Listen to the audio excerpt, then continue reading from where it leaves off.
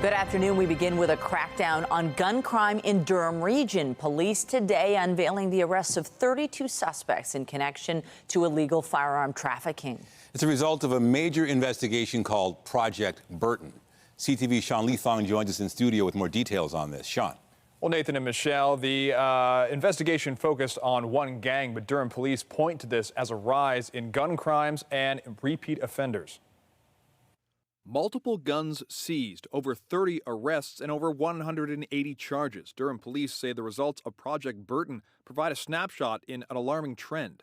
Since 2022, our service has seized more than 420 crime guns, a staggering statistic.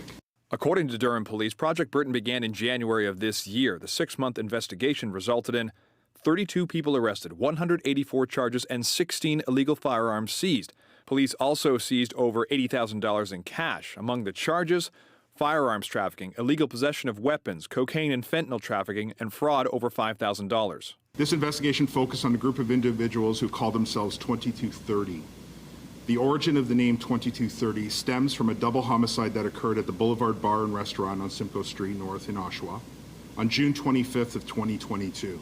Police saying they believe the name is a tribute to the victims of that homicide. The investigation led to 20 search warrants and was the largest tactical operation in Durham police history. With the increase in guns, Chief Peter Moreira pointed to the high number of people who breach bail conditions as well. Predictably, 13 of those individuals were subsequently released on bail. Unsurprisingly, 3 are now wanted for breaching their new bail conditions.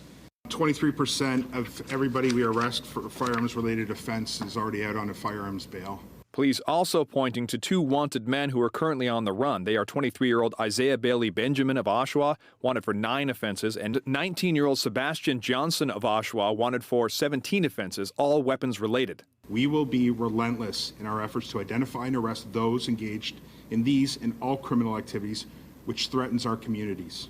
Despite the pledge, the chief also said that violent crime and gang activity is on the rise.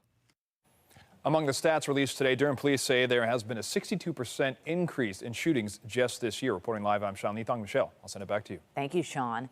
A candlelight vigil was held last night for 2 women killed in Etobicoke last Friday. People placed flowers and candles outside on the sidewalk near Sheldon and Silvercrest Avenue. Police were called to a home in this area Friday and found the bodies of an 82-year-old woman and a 60-year-old woman. They're searching for 33-year-old Joseph Ayala in connection with the deaths. He is charged with second-degree murder. Neighbors say the victims are his grandmother and mother. A cyclist is in hospital with serious but non-life-threatening injuries after being struck by a vehicle near Parliament and Carlton. It happened around 8:30 last night in the southbound lanes of Parliament. Police say the driver involved remained at the scene. And police have released body cam video of a motorcyclist who struck an officer outside Rogers Centre on the weekend. Investigators say the officer was struck while trying to stop the rider who'd been seen doing wheelies near Lakeshore and Reese Street around 6 p.m. Saturday. The officer who was struck suffered serious but non-life-threatening injuries. Police say the motorcycle rider took off and then struck a vehicle near Navy Wharf Court, then fled the scene. Hamilton police have arrested 3 youths who allegedly robbed a man at gunpoint after arranging to meet him through a popular dating app. Investigators say the 20-year-old victim was attacked and had his phone stolen to make a financial transaction. Earlier that evening, it's alleged a 26-year-old man was attacked by the same suspects on the street. Police haven't said if anyone sustained injuries in the incidents. The suspects face 2 counts of robbery with a firearm. One of the teenage girls who pleaded guilty in the swarming death of a Toronto homeless man is looking to have her sentence reduced. The girl, who was 13 at the time, says she was repeatedly made to strip naked during searches while in custody. An agreed-upon statement of facts says the searches were routine procedures after the girl arrived at a facility or returned from a family visit or court appearance. But the policy notes a young person must not be completely undressed for any period of time. The girl told the court she didn't realize for a long time that what happened to her was wrong, and she feels shame. Her sentencing is expected to continue next month. Still ahead on CTV News at noon, a new report highlighting the increasing cost of building transit infrastructure in the GTA, which is significantly higher than major European cities. We'll have those details a little later in the newscast. And we have more news in a moment, but first here's a look at the city this afternoon. It is cloudy, a little bit cooler by the water, not as humid. The UV index is also high, even though it's cloudy. So remember, sunscreen is important today. Now, the rain is also going to return late tomorrow. Looking at the current conditions, clouds, that's about it. They're going to move out a little bit later and bring in some rain. Right now, we're sitting at 21 degrees in London, 20 in Hamilton, 22 in Niagara Falls, a little bit below seasonal.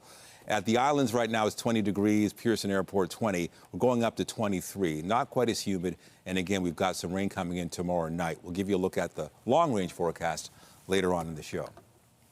Well, changes are coming to the classroom this fall, just in time for back to school next week. Education Minister Jill Dunlop addressed the new ban on cell phones this morning during her first news conference in her new role. CTV's Queen's Park Bureau Chief Siobhan Morris is live in Caledon with more. Siobhan. Well, if you have a kid in your life, you know how impossible, really, it can be to wrangle that phone out of their hands. That's been really challenging in a classroom environment where you're trying to make sure that kids are absorbing what they're learning. We heard from the education minister today that this will be something of a culture shift. They thought and thought and thought. It's story time at this Caledon Elementary School where the new year is already underway. No sign of any distractions from cell phones with the ban coming into place. A policy that will stretch across the province when the first bell rings next week. For students in kindergarten to grade 6, we are banning cell phones for the full instructional day. Students in grade 7 and up will be required to turn off their mobile devices or set them to silent mode and keep them out of view when they're in the classroom. The exception is if a teacher chooses to include phones as part of a lesson. Some teachers have expressed reluctance to confiscate phones for fear of getting into disputes or potential damage. Enforcement is going to be a big issue, and we want to ensure that, I want teachers to know this is a new initiative. This is a culture change that's happening in our classrooms. Dunlop insists she will back teachers up. There are changes coming to learning for teenagers this school year. Students will be required to take a grade 9 or 10 tech credit to graduate. There are 2 experiential business studies courses being added. And in grade 10 comes mandatory learning on mental health, including spotting signs of being overwhelmed. In her new role, Dunlop says she's determined to make the school year run as smoothly as possible, while parents stress about falling back into routine. So parents, I understand what you're feeling right now. That mix of jitters and excitement that the first day of school brings. Well, it's already against the law, but the government's now making more explicit that vaping is not allowed in schools. They're also investing $30 million to install things like vape detectors. Reporting live from Caledon, I'm Siobhan Morris. Nathan and Michelle, back to you. Thank you, Siobhan. The TTC's Deputy CEO, Bruce McGregor, has been tapped as the new acting CEO of the city's public transit system. He is well respected within the organization. I've heard this from multiple employees, and he's well respected by our union partners. Outgoing CEO Rick O'Leary will officially step down Friday after 10 years at the transit agency. TTC Chair Jamal Myers said the acting CEO will be in charge while hiring takes place for an interim and then a permanent chief. A new report is highlighting the increasing cost of building transit infrastructure in the GTA. The report from the Toronto Board of Trade shows current transit projects in the GTA average about $700 million per kilometer. That's much higher than what major European cities like Paris or Madrid build transit projects for, which come in at $100 to $300 million per kilometer. The Board of Trade is recommending modular design and construction, strengthening oversight, and committing to a long-term infrastructure plan in order to bring down costs and delivery times. One of the things with project management is you want a very clear line of authority, right? Where does the buck stop? I think one of the issues we've had, and I think it's just, again, a question of learning as we go, but we've got Metrolinx, which is nominally in charge. You've got Infrastructure Ontario working on these things. You've got the TTC involved. You've got the City of Toronto. You've got MTO, Ministry of Transportation. So you've got lots of cooks in the kitchen. The Board of Trade recommends modular design and construction, strengthening oversight, and committing to a long-term plan. A number of Science Centre exhibits are being packed up to be moved months after the province made that controversial decision to relocate the facility. Well, the controversial decision to close it suddenly. They will be relocating the facility to Ontario Place. These pictures, some of which were taken a few weeks ago, show exhibits packed into boxes. According to the request for proposals, the earliest a temporary location for the Science Centre could open is 2026. Meanwhile, the proposed new location on the waterfront will not be able to welcome visitors until 2028. Work is set to start next year. The move comes after the facility was abruptly closed in June after the Ford government cited an engineering report which indicated it was unsafe to occupy. Now, the report outlines several options to fix the roof and avoid closing the Science Centre. We have an election coming up, and our feedback at Save Ontario Science Centre is overwhelmingly, say 99-1, please save the Science Centre. We want it open and properly funded on Don Mills Road. The province released a statement which reads in part, the OSC staff is in the process of cataloging and removing all exhibits, artifacts, and science experiences from the building ahead of the October 31st, 2024 deadline. Temporary storage locations of OSC program-related items are under review and haven't been confirmed. This will include necessary considerations concerning the exhibits and the artifacts to ensure alignment with best practices and requirements. This work is important to protect the legacy and history of the Science Centre. As kids head back to the classroom, they're concerned about the rising number of cases of whooping cough in several provinces. CTV's Scott Hurst joins us with more on this. So, Scott, how big of a concern is this as kids head back to school? Nathan, Toronto alone is reporting more than double the pre-pandemic average, and this is far from just a Toronto issue. If we look a little further east, in Quebec as a whole, the province is reporting just shy of 12,000 cases so far this year. So whooping cough cases are on the rise across many regions in the country, and further east, New Brunswick also seeking an alarming uptick, declaring a whooping cough outbreak just last week, and other provinces are not immune due to, of course, inter-provincial travel. It is a cyclical disease with increases every 2 to 5 years, according to public health officials, but there's also a concern about waning vaccinations, and that's where the new school year comes into effect, and that's why there is a concern amongst parents and caregivers, and also it's putting doctors on alert as we look ahead to next week. Of course, we've seen some children already back in the classroom, as this is very serious for babies and young children, especially those who are too young to be fully immunized. It is something that can occur at any age, but the most pressing concern is younger school-age children and then babies as well. And so going back to the classroom, as we all know, Nathan, that germs, diseases, they can spread quickly in classroom setting. And so that's why right now we're hearing much more about this and getting much more alarm from the medical health community. So with that, Scott, what should parents be doing?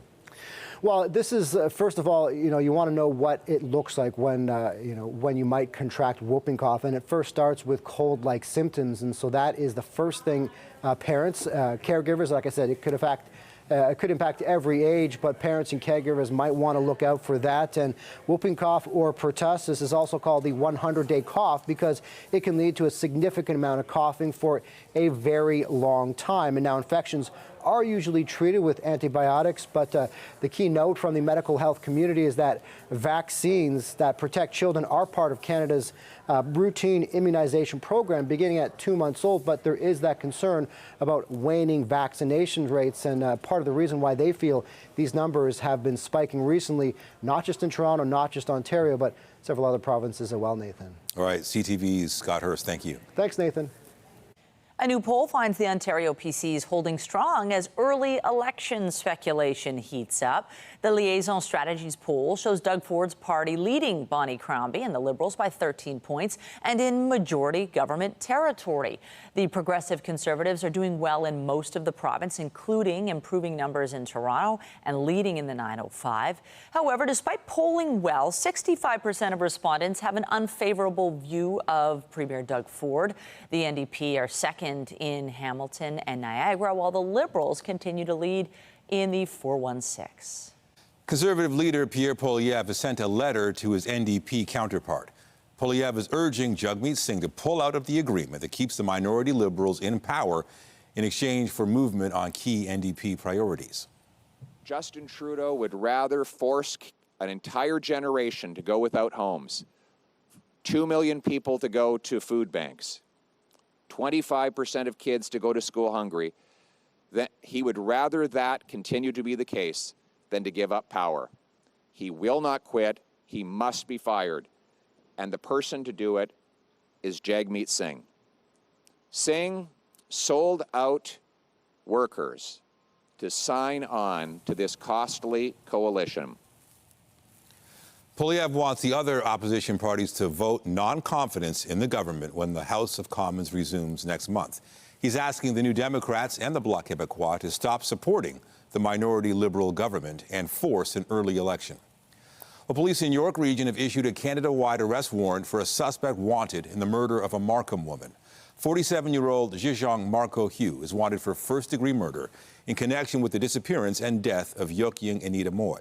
Her burned remains were found in Parry Sound last month. 3 youths were also charged with fraud and gun offenses. Police say Hugh may be no longer in the country.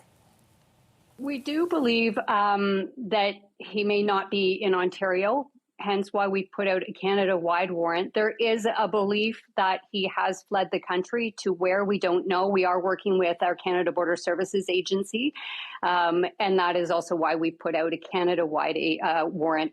That gives us the opportunity to alert other police services across the country, as well as flag him at our borders. Anyone with information on Hugh's whereabouts is asked to contact police or Crime Stoppers.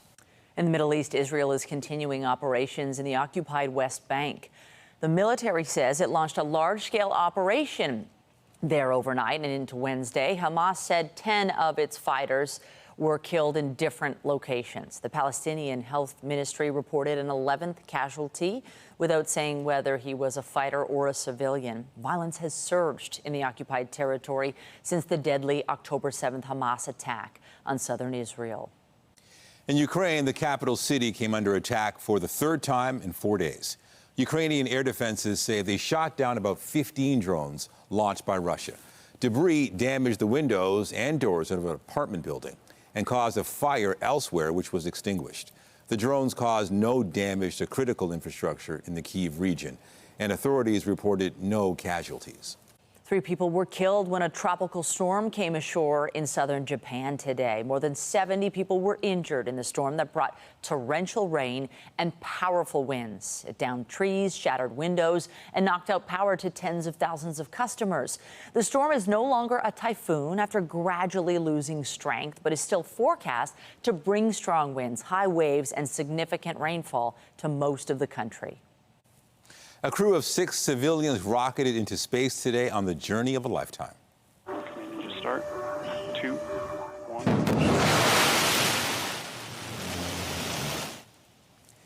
The space tourists lifted off aboard a Blue Origin craft in West Texas this morning.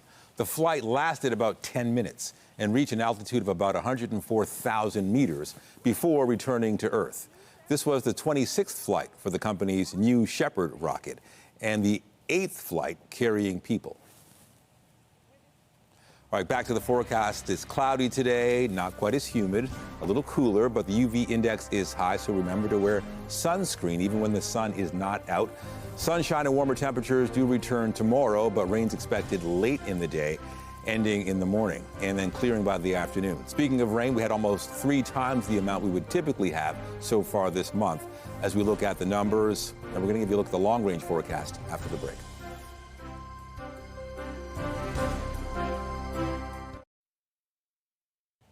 The kids are back in class next week, and that, of course, means school zones are going to be busy once again. A recent survey conducted by CAA South Central Ontario found that 60% of parents surveyed are concerned about dangerous driving and consider their child's school zone unsafe. That's a 5% increase from last year. To tell us more about the survey's findings is Tracy Marshall, Manager of Community Relations for CEA SCO. Thanks for joining us. Tell us more about your findings here. It's definitely concerning. Yes, it is. We studied a lot of parents in Ontario, and there were a few things that came out of the study. So congestion was one. The car still is the primary mode of transportation to and from school. And 80% of parents report experiencing congestion around school zones. A little more concerning, though, was some of those unsafe driving behaviors. So again, 80% of parents reported seeing unsafe driving behaviors, including things like speeding, double parking, blocking school bus zones, and stopping in undesignated areas. So just a few of the stats that came out of the survey, leading to that 60% of parents feeling that the roads around their child's school are unsafe. And school zones should be inherently safe. That's why they're called school zones. It's amazing how it's been 2 months of summer. You get used to the way traffic flows are, and in a matter of days, on Tuesday, it really is going to change. And then there's that morning rush to drop off the kids, to get people to school. Why do you think it's so tough for folks to just slow down and be more careful? It's sort of the new year, or a different new year. People are getting back into routines. Oh my goodness, my children need to get up at 7 to get to school for an 8 o'clock start, and they're in high school, so they have not been doing that this summer. So I think there's a lot of newness for everybody. Parents, their routine will be different if they're driving their kids to school. They're making lunches. They're getting them up early, getting them dressed, packing backpacks. That excitement, that nervousness, people aren't necessarily paying attention when they're in the school zone. You don't want to be late, those type of things. So we're just encouraging everyone to slow down, take a beat, slow down a little bit, be cautious and pay attention, because with that nervousness and excitement, those kids aren't always paying attention as they're walking to and from school. Yes, it's an all-new routine next week. What else would you like to see come out of this survey? Why do you guys do these types of surveys? These surveys are a wonderful way to get a pulse on how people are feeling. School zone safety is a real priority for CAA. We have our School Safety Patrol program, which we've been running for years. We have some teacher resources as well that are very helpful for teaching road safety for all grades. Vulnerable road users are, some of the most, a lot of road users have time to be safe, but some don't. So I think we're just really looking to keep those school zones and those community safety zones safe places for those people. And I think it's a great reminder, because not everybody has kids, right? But there will be a big change next week. We notice it immediately, right? With traffic on the highways, but on the roads.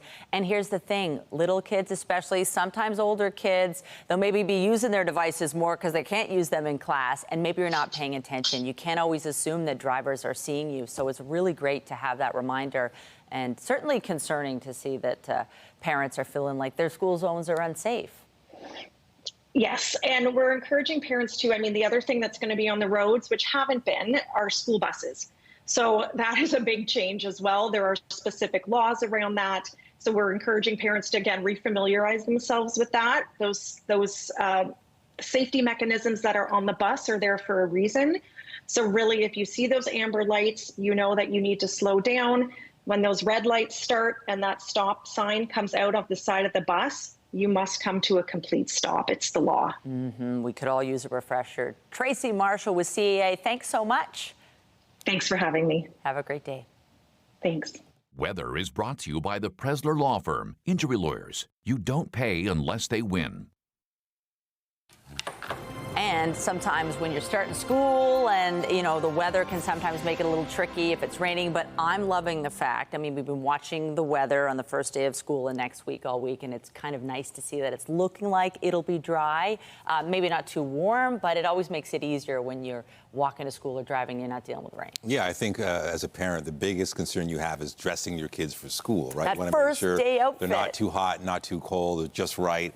But I will say, at least next week, the first week of school is looking pretty good. Like the first day back, maybe a little bit cooler, and then the temperatures do go up after that. So that's good news, and maybe they can wear shorts and T-shirts as they go to class, and they're not too hot. Good point. It's still summer, right? It's not fall yet. Right. Looking at conditions right now, it is cloudy out there, but it's also the UV index is high. You wouldn't think that. So wear lots of sunscreen. The clouds eventually are going to clear, but right now it is a little bit below seasonal. 20 in Toronto, 22 in Windsor, 21 in Waterton. Pretty much anywhere you look across the province or the country, slightly below seasonal. The high slightly below as well, just going up to 23 here in Toronto, 23 in Peterborough, 23 in Waterloo. The lows around normal, 16 in Toronto, 10 in Peterborough, 14 in Waterloo, so that's all right. If you're heading up, maybe heading to the CNE, a decent day, 21 right now pretty much. It's going to go up to 23 and then down to 20, so slightly, again, below seasonal, but comfortable enough. Looking at the forecast radar, so we're dealing with just clouds for now, and the clouds are going to continue, but tomorrow, that rain is going to hit us at around 11 o'clock at night. That's what it's saying right now. That could change slightly. A little earlier, we were talking midnight, but now it looks like around 11 o'clock. And then overnight, it's going to clear, and then by the afternoon tomorrow, the rain is gone. Looking at the long-range forecast, 23 for today is the high mix of sun and cloud. Tomorrow, more sunshine. Temperatures do go up to 28. It's going to feel like 35, so the warmer temperatures returning tomorrow. The weekend, a mixture of sun and cloud on Saturday and Sunday. 26 and 22 are the highs. And then for holiday Monday, Labor Day, lots of sunshine, a bit cooler, 20. And then the first day of school, 22. So maybe a light jacket, maybe track pants. But Wednesday, more sunshine, the high 25. So again, the first week of school looking pretty good. I'll give you a recap later in the show. Well, another Hamilton beach has been closed after public health officials found toxin-producing blue-green algae. Hamilton Public Health says warning signs will remain at Beach Boulevard until this algae subsides. The agency says the presence of blue-green algae at public beaches is a strong indicator that it could be in the broader body of water. Touching blue-green algae or ingesting water that contains it can cause rashes, skin irritation, sore throat, fever, nausea, vomiting, or diarrhea. Hamilton's Pier 4 Park Beach has been closed since early July.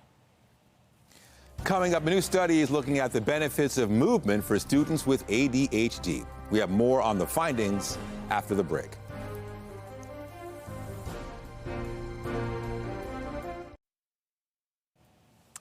This week marks 10 years since Helena Longcar was fatally shot at a downtown nightclub, and the case remains unsolved. CP24's crime analyst worked on the investigation as a detective and has more now on the search for justice. August the 26th, August the 26th, August the 26th, August the 26th, 2014. 32-year-old woman named Helena Longcar finished work and she came to a club called the Sea Lounge that was here on Wellington Street in downtown Toronto. She came to this location to wish her girlfriend a happy birthday. While they were standing outside of the club, there was a disturbance amongst another group unrelated to her, and Helena was struck by a stray bullet and she died as a result. We spoke with her sister, Lana, who was making an appeal to the general public, hoping for information that will help the police to solve this investigation. Just to give you some idea as to just how close this family is, Lana said to me that when she learned of her sister's death, she did not want the police to notify her dad, who lived in Niagara Region, that her sister had died. She made that drive herself so that she could see her father face to face and let him know that his daughter was killed as a result of a senseless shooting. We did speak with the lead investigator at the time, Andy Singh, who is now a superintendent with the Toronto Police, and we spoke with the sister of the deceased named Lana. Here's more from both of them. I miss her, that I love her, and I know one day we'll be together again, so that's just kind of what keeps me going. I know it sounds like sad to say, but like, you know, each day that passes, I get one day closer to seeing her again. So that's it. We love you and we miss you. You know, we worked very tirelessly, interviewed a lot of people, did a lot of video canvassing, and we put a composite sketch out there with a very unique pendant. And the hope is, you know, after all these years, it's still like yesterday for me. I think about it all the time. And even though I've left homicide, you know, this case is one of those cases that is very important to me, and I know when speaking to the family, I speak to them all the time, the sister, Lana, that we want to bring justice. And it's always a phone call away with someone who knows this individual, and all we need is a name. We need somebody to come forward with information. So that's the whole hope. out of all this. The 10-year anniversary has just passed, and the family still remains hopeful that this case can be solved. So she and the police are asking anybody with information pertaining to this investigation, which happened again back in August of 26, 2014, to give the Toronto Police a call. I'll send it back to you. Steve Ryan reporting. There's more evidence of the importance of physical activity in children. A new study from Western University looks at students with ADHD and the benefits of movement in school. CTV's health reporter Pauline Chan has the details. The study is looking at kids age 8 to 12 with ADHD. So they put on this neuroimaging cap that allows us to measure how much blood is within certain parts of the brain. And then we sat them down at a desk with a computer, and underneath the desk was a desk cycle. And we had them do a bunch of, we call them brain games, but they're attention demanding tasks. So something that you have to focus on to do. Each child did the activities while pedaling and also while sitting still. We saw that they were performing better when they were actually allowed to bike. And we actually mapped that onto their brain activity and show that there's actually more blood flow that goes to their brain, specifically within what's called the prefrontal cortex, so right this forehead area.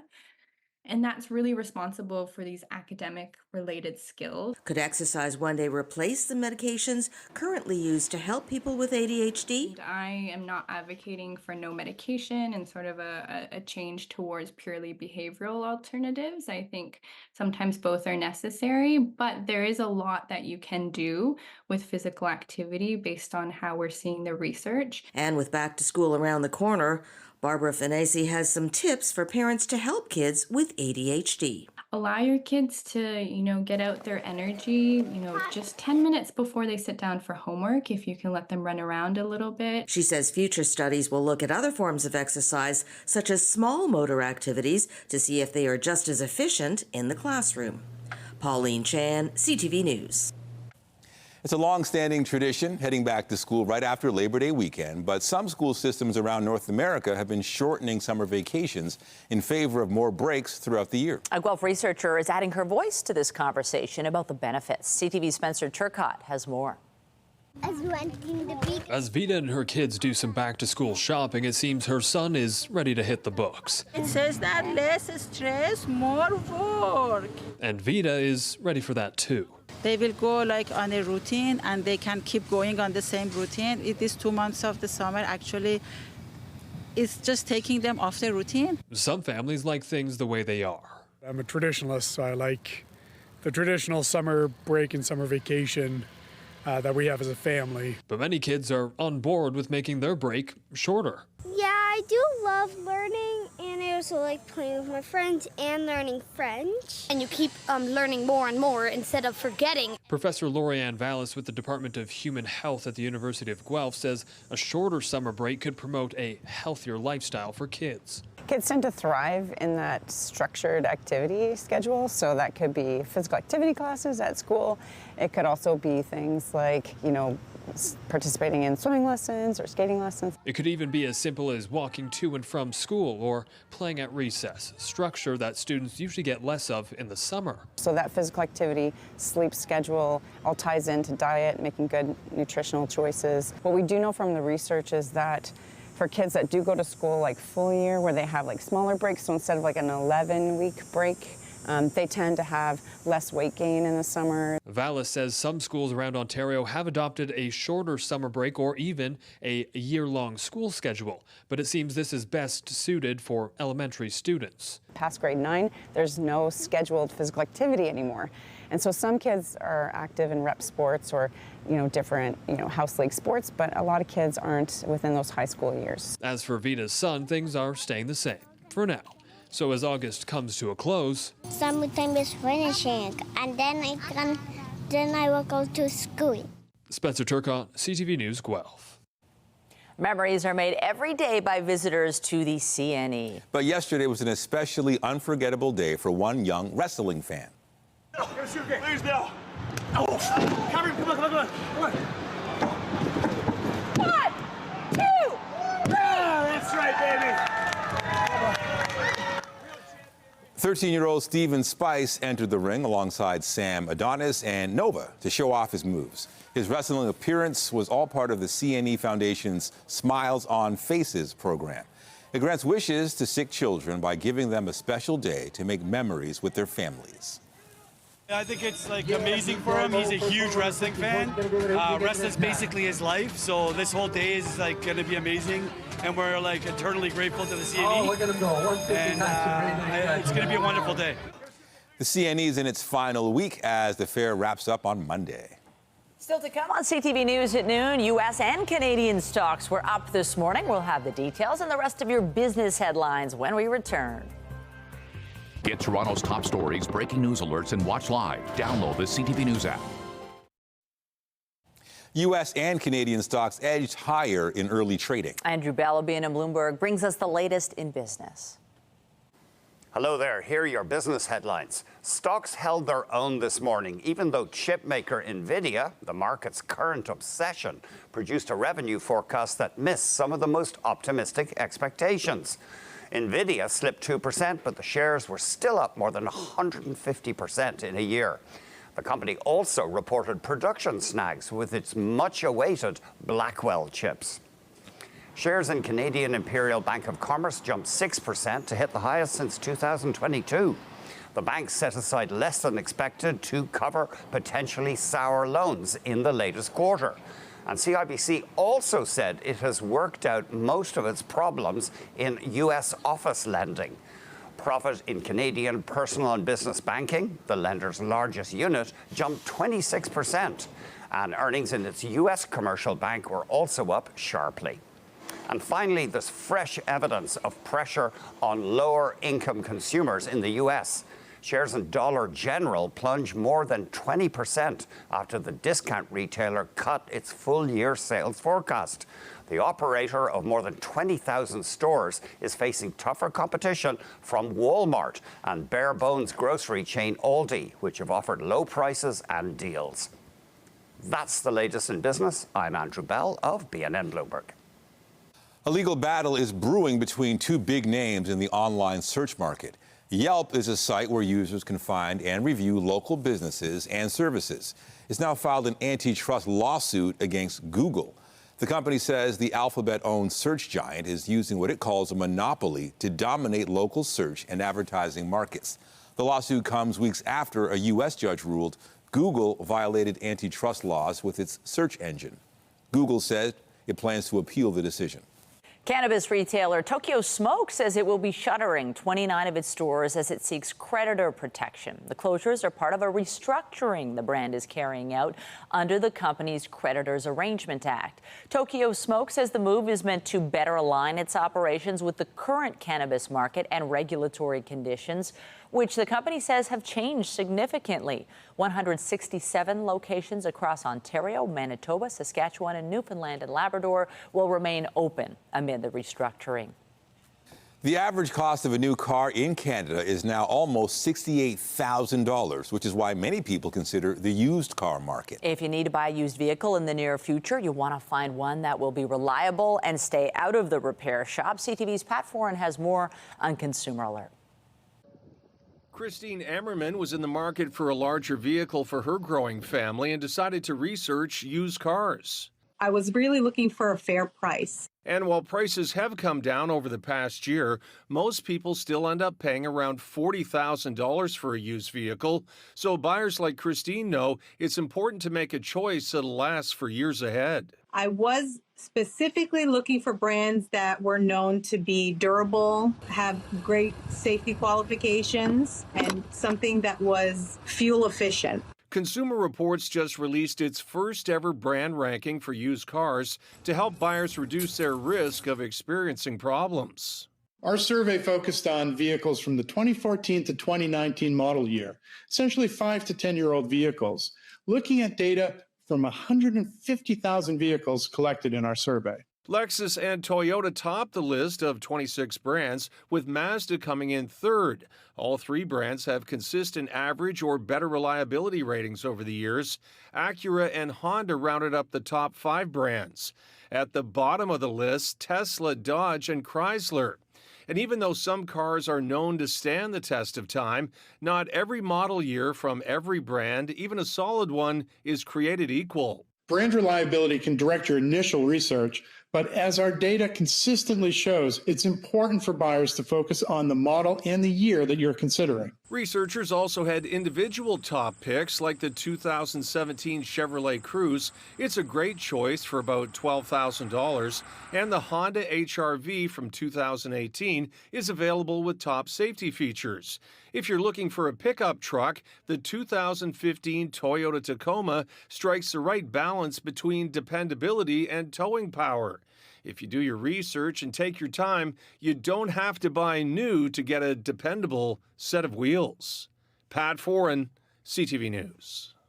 The Blue Jays continued their series with the Boston Red Sox last night. So they kind of cost it. And now a high fly ball to left is gone. British Columbia's Tyler O'Neill struck the big blow for the Red Sox. His two-run shot lifted Boston to a 3-0 win.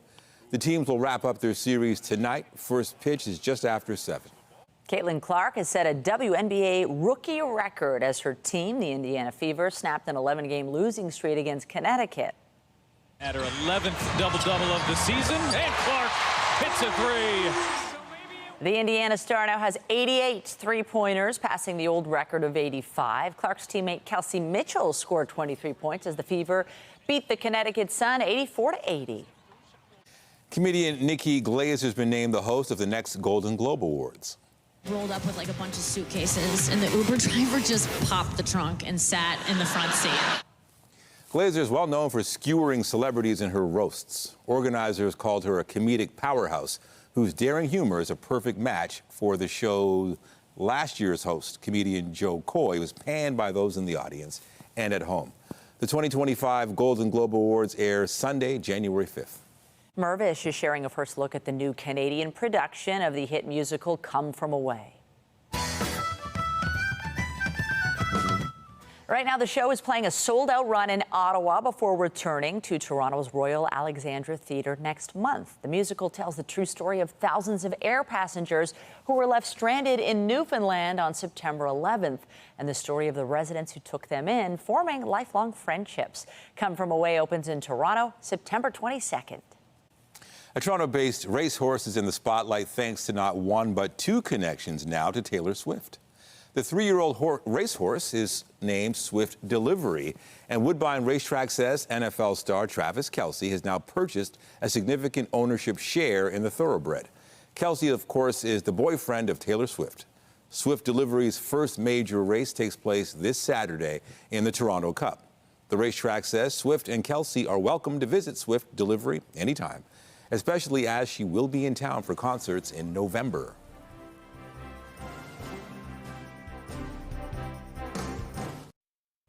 If you've heard more people referring to things as demure or mindful, you're not alone. It's all the result of a viral TikTok post, which is now at the center of a trademark dispute. CTV's Andrea Case explains.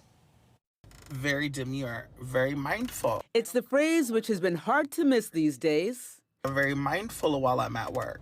And you know you've gone viral when? It looks great, Jason. Nice. You look fantastic. It's very demure. All types of celebrities have jumped on the very demure, very mindful, very cutesy bandwagon. My name is Jules. I'm a plus-size trans woman. And we have Jules LeBron to thank for it. Just a month ago, the Chicago-based grocery store cashier was making TikTok posts on her break. Then this one 38-second post on August 2nd took off. Even President Biden chimed in with his X post canceling the student debt of nearly 5 million Americans. Very mindful, very demure. The post has been viewed over 49 million times on TikTok and replicated tens of thousands of times. You know, I keep my hair very demure. But when the Latina trans woman tried to trademark the phrase, she was stunned to find someone completely unrelated beat her to it. And I feel like I did it wrong. I feel like I didn't try hard enough. On August 20th, Jefferson Bates of Washington State filed an application. His application says it's intended for use in marketing, advertising, and promotion. This is clearly now a disputed issue. I mean, I raised the point also that, they have to monetize this. So it's all very nice to come up with some really catchy slogan, but Joe Biden's not going to send her $50 for using it, and they've got to monetize it. The influencer says the Demure windfall through brand deals with companies like Netflix and Verizon will allow her to complete her transition surgery. She's quit her job, got a new apartment, and a new car. Divas, on the trademark front, I feel like I have to say something. We got it handled. Just when she felt it was all slipping away, a legal lifeline was thrown to the self-proclaimed diva. It's getting handled. Andrea Case, CTV News. Well, let's be mindful about the weather. And what do we need to know today? Well, for today, it's just a little bit below seasonal. I think the story for me would be don't forget to put on some sunscreen because it's cloudy, but still the UV index is high. Right now, we're just dealing with clouds, nothing much going on. Tomorrow, there is rain rolling in late at night. Right now, we're sitting at 20 in Toronto, 20 in Hamilton, 20 in Waterloo. And looking at the long-range forecast, it's going to go up to 23 today. A mix of sun and cloud continues tomorrow into Friday, but note that it goes much higher, the humidex and the temps. And also late Friday, early into Saturday, rain's going to roll in. It's going to leave and then return on Sunday, the high 22. For Monday, that holiday, 20, a little bit cooler and also cooler at night. And then the first day of school, comfortable, 22 degrees, and then a gradual warm-up for the first week of school. And that is CTV News at noon. Remember, you can get Toronto's breaking news all day long on CP24 and at our website, ctvnewstoronto.ca. For all of us here at CTV News, have a wonderful afternoon. I'm Michelle Dubé. And I'm Nathan Downer. Be sure to join us later for CTV News at 5 and 6. Have a great afternoon.